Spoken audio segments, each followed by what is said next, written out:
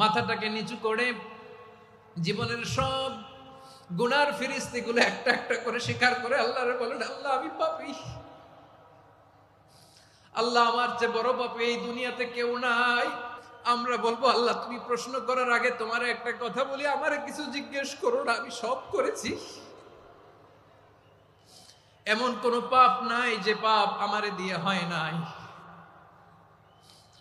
তোমার রহমত দিয়ে তুমি জান্নাতে পাঠাবা, তোমার দয়ায় জান্নাতে যেতে চাই, আমল দিয়ে না। পারবেন বলতে? কিয়ামতের দিন আমরা বলবো, আল্লাহ আমার আমল দিয়ে জান্নাত চাই না, আমি তোমার দয়া দিয়ে জান্নাত চাই। তাকবীর, নারে তাকবীর। মিজানুর রহমান আজাদ সাহেবের আগমন পটুয়াখালীর পক্ষ থেকে, ওয়েলফেয়ার ফাউন্ডেশনের পক্ষ থেকে,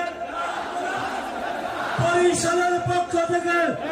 আজকে আমরা যে টপিকটা নিয়ে আলোচনা করব সেটা হচ্ছে, আমরা যে জীবনে বিপদে পড়ি, আমরা বিপদে পড়লে আমাদেরকে উদ্ধার করে কে? আল্লাহ ছাড়া আমাদের বাঁচানোর কেউ আছে? উদ্ধার করার কেউ আছে? রক্ষা করার কেউ আছে? এজন্য বিপদে পড়লে আমরা চাইবো কার কাছে? আমাদের যাই দরকার হোক আমরা ফরিয়াদ করব কার কাছে? নাকি মাজারে যেয়ে চাবেন? মাজারে যেয়ে চাবেন? অনেকে তো মাজারে যেয়ে কপাল ঘষে, আছে না নাই? মাজারে যেয়ে সন্তান চায়, আছে? এই এলাকায় নাই, এই এলাকার লোকদের আকীদা খালেস আমি জানি। মাজারে যেয়ে কপাল ঘষে আর সন্তান চায়। আচ্ছা, মাজারে গেলে সন্তান পাওয়া যায়? আচ্ছা, মাজারে না গেলে যদি বাচ্চা না হতো, গরু ছাগলের যে বাচ্চা হয় ওরা কোন মাজারে মানত করে বলেন? কথা কি বুঝতেছেন? এই যে প্রতি বছর গরু ছাগল ভেড়া এগুলো যে বাচ্চা দেয়, এরা কোন মাজারে যে মানত করে? এজন্য চাইতে হবে একজনের কাছে, তিনি কে?